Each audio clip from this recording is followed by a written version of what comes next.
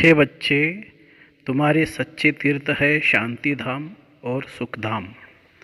तुम्हें रूहानी पंडा सत्य तीर्थ कराने आया है। तुम राजाई और घर को याद करो। प्रश्न, तुम्हारी किस मेहनत को बाप ही जानते हैं। बाप ने उस मेहनत से छूटने की कौन सी युक्ति बताई है। उत्तर, बाप जानते बच्चों ने आधा कल्प भक्ति मार्ग में दर दर भटक कर बहुत ठोकरें खाई है। बहुत मेहनत करते भी प्राप्ति अल्पकाल क्षणभंगुर की हुई। एकदम जंगल में जाकर फंस गए। विकारों रूपी डाकुओं ने लूट लिया। अब बाप इस मेहनत से छूटने की युक्ति बताते। बच्चे, सिर्फ मुझे याद करो, मेरे से ही सच्ची सगाई करो। इस बेहद की सगाई में ही मज़ा है। देह अभिमान रूपी बड़े डाकू से बचने के लिए अपने को इस देह से न्यारी आत्मा समझो। गीत है ओम नमो शिवाय, ओम शांति। बच्चों को रिफ्रेश करने के लिए रिकॉर्ड भी काफ़ी होते हैं, इसलिए बाप कहते हैं और फर्नीचर आदि तो घर में लाया जाता है। 5-7 रिकॉर्ड भी घर में रखो। भल बाल बच्चे भी रिकॉर्ड सुने तो भी नशा चढ़े। महिमा तो सारी एक बाप की ही है, परंतु इस समय कोई उनको जानते नहीं है और तो मनुष्यों की ढेर महिमा करते हैं। फॉरेन में कोई आदमी आते हैं तो उनके दर्शन करने के लिए जाते हैं। बाप को सिर्फ बच्चे ही जानते हैं। एक ही बाप है जो पतित दुनिया से पावन दुनिया में ले जाते हैं। पतित दुनिया है विषय सागर, पावन दुनिया है क्षीर सागर। तो मीठे मीठे बच्चे, तुम यह भी निश्चय करते हो कि हमको अब श्रीमत मिलती है, रूहानी पंडा मिला है, जिस्मानी पंडे है जिस्मानी यात्रा कराने के लिए। मनुष्य कितने यज्ञ तीर्थ आदि करते आए हैं, परंतु फायदा तो कुछ नहीं। तुम बच्चों की बुद्धि में यह ज्ञान रहना चाहिए जिससे खुशी रहे। जन्म जन्मांतर कितने तीर्थ किए हैं, परंतु सच्चा तीर्थ एक ही है, अथवा 2 कहो, और कराने वाला है बाप। वो समझते यज्ञ तप तीर्थ करने से भगवान मिलेगा। अच्छा, वो कहाँ ले जाएंगे? जरूर अपने घर ही ले जाएंगे। वास्तव में सच्चा तीर्थ है सुखधाम और शांति धाम। तुम बच्चों की बुद्धि में है कि हमें सच्चे तीर्थों को ही याद करना है। यही मनमना भव है। बच्चे जानते हैं हम अभी तीर्थों पर जा रहे हैं। बाप कहते अपने घर को और राजाई को याद करो। स्वर्ग का रचिता एक ही बाप है, उसको हेविनली गॉडफादर कहा जाता है। इसलिए पूछा जाता है, हेविनली गॉडफादर से आपका क्या संबंध है। अगर सिर्फ तुम पूछेंगे कि गॉडफादर को तुम पहचानते हो तो झट कह देंगे हाँ वह सर्वव्यापी है। तो यह समझाने की युक्ति रची जाती है कि बच्चों को सहज हो। तकलीफ तो बहुत देखी है ना। आधा कल्प 63 जन्म तुम आसुरी मत पर चले हो। पुरुषार्थ तो किया जाता है अच्छी प्रारब्ध पाने के लिए, परंतु तुम जानते हो अभी हमारी चढ़ती कला हुई है। तुम जानते हो अभी हमारी चढ़ती कला हुई नहीं है और ये गिरते आए हैं। कितना माथा मारते रहते हैं। भक्ति मार्ग में कितनी मेहनत की, दर दर भटकते हो। बाप जानते हैं बच्चों ने बहुत मेहनत की है, बहुत तकलीफ़ उठाई है, 63 जन्म बहुत धक्के खाए हैं। जैसे सन्यासी लोग कहते हैं इस दुनिया में काग विष्ठा समान सुख है, वैसे तुमने जो इतनी मेहनत की, थोड़ा सा अल्पकाल का सुख मिला क्योंकि साक्षात्कार हुआ, थोड़ा सा सुख हुआ। अब तो बाप कहते हैं बच्चे, तुमने बहुत ठोकरें खाई है। एकदम जंगल में जाकर फंसे थे। जंगलों में डाकू रहते थे। इस जंगल में भी कहीं तुमको लूटने वाले डाकू मिलते हैं। सबसे पहले आता है देह अभिमान। इसके साथ ही कितने बड़े डाकू हैं। यह है आदि मध्य अंत दुख देने वाले नंबर 1 डाकू। यह किसी को पता नहीं है। तुम कहते हो यह बड़े से बड़े डाकू है। मनुष्य कहते यह डाकापन जरूर चाहिए। बाप कहते इन डाकुओं ने क्या तुम्हारी हालत कर दी है। 1-2 को काम कटारी से मारते हैं, कितना खर्चा करते हैं। धक्का खाते खाते अब क्या हाल हो गया है। अब यह तो बेहद की बातें हैं। हाँ, आज बच्चा जन्मा, खुशी हुई, कल मर जाता है तो रोने लग पड़ते हैं। दुनिया की हालत देखो अब क्या है। अब तुम जानते हो बाबा आया हुआ है, वही सद्गुरु है। वो गुरु लोग तो अनेक प्रकार के हैं, रास्ता बताते हैं। जब तब दान पुण्य आदि करने से भगवान मिलेगा, परंतु उसमें कितना खर्चा लगता है। या कोई खर्चा नहीं, सिर्फ कहते हैं बाप को याद करो। यह सच्ची सगाई है। कन्या की सगाई होती है ना, उनको क्या पता किससे सगाई होगी। यह भी कहते हैं कि भगवान साजन आएगा, परंतु जानते नहीं है कि वो है हद की बात। इस भेद की सगाई में कितनी मज़ा है। बाप कहते हैं मैं तुमको श्रीमत देता हूँ तो उस पर सबको चलना पड़े। तुम जानते हो कलब कलब श्रीमत मिलने से ही भारत श्रेष्ठ बनता है। भारत कोई पैराडाइज कहते हैं। सेंसिबल जो होंगे वह समझेंगे बरोबर पैराडाइज भारत ही था। भारत में ही गॉड गॉडेज का राज्य था। तुम उन्हें समझा सकते हो कि भारत जब हेवन था तो उस समय तुम थे नहीं, कोई भी नेशनलिटी नहीं थी। गॉड गॉडेज का राज्य समझते थे। मनुष्य को ही कभी लॉर्ड कभी गॉड कह देते हैं। श्री कृष्ण का ही मान है। लॉर्ड क्यों कहते हैं? क्योंकि उनको भगवान समझते हैं। गीता के भगवान ने सबको सद्गति दी है। नाम कृष्ण का डाल दिया है, इसलिए कृष्ण का बहुत मान है। कहते कृष्ण सावरा, कृष्ण गोरा, श्याम सुंदर, कैसे कैसे काले चित्र बनाते हैं। काली माता बनाई है कलकत्ते की। आसपास जहाँ तक काली के ही मंदिर होंगे। जगदम्बा के चित्र भी किस्म किस्म के बनाते हैं। अभी तुम्हारी बुद्धि खुल गई है। ये कौन बैठकर समझाते हैं? सतगुरु, सत बाबा, सत शिक्षक। उनका नाम है सत, सच बोलने वाला, सच जानने वाला। ग्रंथ सुखमनी में उनकी बहुत महिमा है। वह आकर सचखंड की स्थापना करते हैं और मनुष्य को ऐसा सच्चा बनाते हैं। तुम सबको सच बताते हो। सिख लोगों को भी समझाना तो बहुत सहज है। वह अकाल तख्त को भी मानते हैं। सत श्री अकाल का तख्त है। बेचारों को कुछ भी पता नहीं कि सत श्री अकाल किस तख्त पर बैठते हैं। आत्मा शरीर रूपी तख्त पर बैठती है। कितना बड़ा तख्त है। बाप आकर इस तख्त पर बैठते हैं। यह है अकाल तख्त। ज्ञान सागर बाप इसमें बैठ तो हमको मुक्ति, जीवन मुक्ति की राह दिखा रहे हैं।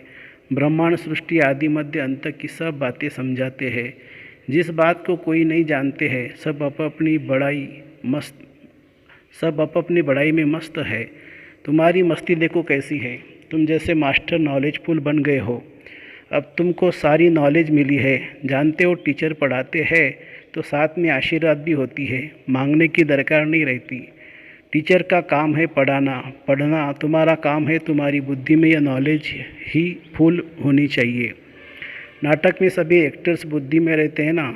इस बेहद के नाटक के भी मुख्य एक्टर्स देखो। बाप भी कैसे आते हैं, कैसे नॉलेज सुनाते हैं, कितने विघ्न पड़ते हैं, अबलाओं पर अत्याचार होते हैं। कोई पति अपनी स्त्री के लिए धन छोड़कर जाते हैं, परंतु बच्चा नालायक निकल पड़ता है, जो माँ को भी दुखी करता है। बाबा तो अनुभवी है। बाबा ने रथ भी अनुभवी लिया है। गावड़े का छोरा कहते हैं कृष्ण तो विश्व का मालिक था। उनको थोड़े गावड़े का छोरा कहेंगे। वह तो गोरा था, वैकुंठ का मालिक था।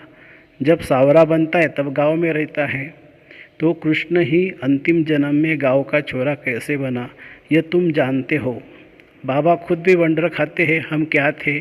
अभी बाबा को मालूम पड़ा है, श्रीमत द्वारा तुमको भी मालूम पड़ा है। वंडर है ना, कितना बड़ा मालिक और फिर कितना नीचे आ जाते हैं। काम चिता पर चढ़ने के बाद फिर गिरते आए हैं। अभी तुम समझते हो कि कृष्ण को गावड़े का छोरा क्यों कहते हैं। खुद बाबा बतलाते हैं पहले क्या थे अब क्या बने हैं। ततत्वम। अब तुम समझते हो कहाँ की बात कहाँ ले गए हैं। श्याम सुंदर का अर्थ भी अब समझाया है। हम भी ऐसे थे, हमने भी 84 जन्मों का चक्र लगाया है। अब नाटक पूरा होता है। अब जाते हैं अपने घर। बड़ी सहज बात है। बाप कहते हैं मामे कम याद करते रहो और वर्षे को याद करो, सबको रास्ता बताओ। ज्ञान अंजन सतगुरु दिया, अज्ञान अंधेर विनाश। गायन भी कितना अच्छा है। अंधेरे के बाद फिर सोजरा होता है। ब्रह्मा का दिन और ब्रह्मा की रात। तुम्हारी बुद्धि में अब सारा राज आ गया है। जानते हो अभी हम संगम युग पर बैठे हैं। सब अभी गए कि गए अपने घर। बाबा सन्मुख बैठ बच्चे बच्चे कहते हैं। ब्रह्मा मुख द्वारा इस रथ में बैठे हैं। वही ज्ञान का सागर है। यह ब्रह्मा फिर हो जाता है मास्टर ज्ञान का सागर। ज्ञान सागर पतित पावन इस तन में है। खुद भी कहते हैं कि मैं इस तन में आता हूँ, नहीं तो किसके तन में आऊँ जो ब्राह्मण भी बनाऊँ और नॉलेज भी दूँ। क्या बैल में आऊँगा? आजकल बैल के मस्तक पर भी शिवलिंग बनाते हैं, तो ब्राह्मण भी जरूर चाहिए। तो ब्राह्मण कहाँ से आए? ज़रूर एडाप्ट करना पड़े। ब्राह्मणों को अभी तुम ब्राह्मण बने हो, फिर देवता क्षत्रिय बनेंगे। जिस्मानी ब्राह्मणों की बात नहीं है, वह है कुख वंशावली। तुम ब्राह्मण हो, मुख वंशावली। तुम अच्छी रीति समझा सकते हो ब्रह्मा द्वारा स्वर्ग की स्थापना। वह ब्राह्मण तो यह जानते ही नहीं है, वह यह ज्ञान कहाँ से लाए। बाप अच्छी रीति समझाते हैं, बच्चे जितना हो सके और झरमुई झुगमुई छोड़ दो। शरीर निर्वाह अर्थ तो धंधा आदि भी करना ही है, बाकी जो समय मिले मोस्ट बिलबेड बाप को याद करना है। वह भी बच्चों को इतना प्यार करते हैं। मित्र संबंधी आदि ढेर थे, परंतु सबसे बुद्धियोग हटाए नए संबंध में कितना लव रहता है। सर्विसेबल बच्चों को छाती से लगा ले। बहुत बच्चे सपूत है, बहुत अच्छी सर्विस करते हैं, अंधों की लाठी बनते हैं, दुखियों को सुखधाम का मालिक बना रहे हैं, तो बाप ऐसे बच्चों पर बलि हार जाते हैं। खुद सुख नहीं लेते हैं, कहते हैं तुम ही सुख लो, हम तो मुक्ति धाम में जाते हैं। ड्रामा में पार्ट तुम्हारा ही है। वैकुंठ का मालिक हमको नहीं बनना है, वैकुंठ के मालिक तुम बनते हो। उस समय तुम गोरे हो, फिर राज्य गवाते हो तो सावरे बनते हो। सावरे और गोरे का अर्थ कितना अच्छा है। बाबा ने चित्र भी ऐसा बनवाया है, श्याम और सुंदर। 84 जन्म कैसे लेते हैं, फिर बाप द्वारा राजयोग कैसे सीखते हैं। लोग तो कृष्ण को जन्म मरण रहित कर देते हैं, तुम कृष्ण के 84 जन्मों को सिद्ध कर बताते हो, इसलिए वह काटकर सिर्फ चित्र रख देते हैं। वंडरफुल है मनुष्य की बुद्धि, कितना पलटाना पड़ता है बुद्धि को। अब तुम्हारी बुद्धि पलटी हुई है, यह भी तुम बच्चे जानते हो। इस दुनिया की एंड है। तुम बोल सकते हो इन बॉम्ब्स आदि से सृष्टि का विनाश हुआ था। तुम यह क्या कर रहे हो, वेस्ट ऑफ टाइम कर रहे हो। बचने का कितना भी प्रबंध करेंगे, परंतु मरना तो ज़रूर है ही। बॉम्ब्स आदि कितने खौफनाक बनाए हैं। दुनिया की हालत देखो क्या है। बाकी थोड़ा समय है, मौत आया कि आया। कल पहले मुआफिक सबके शरीर धन दौलत आदि सब मिट्टी में मिल जाएंगे। बाकी हम सब आत्माएं बाबा के पास जाकर पहुँचेंगी, फिर अपनी राजधानी में आकर डांस करेंगे।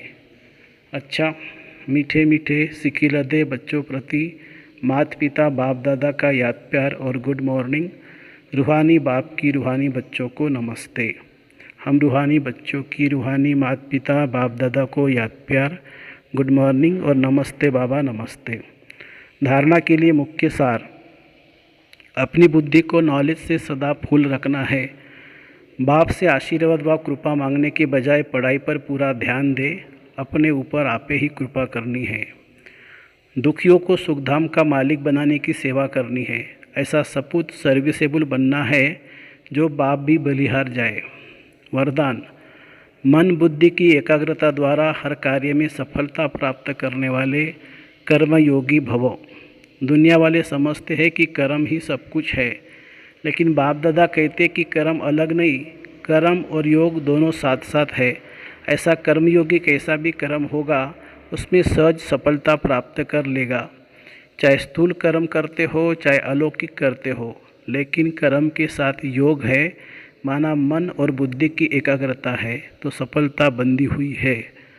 कर्मयोगी आत्मा को बाप की मदद भी स्वतः मिलती है। स्लोगन है, बाप के स्नेह का रिटर्न देने के लिए अंदर से अनासक्त व मनमना भव रहो। बाप के स्नेह का रिटर्न देने के लिए अंदर से अनासक्त व मनमना भव रहो। अच्छा, ओम शांति शांति शांति। शुक्रिया बाबा, शुक्रिया। Thank you Baba, thank you.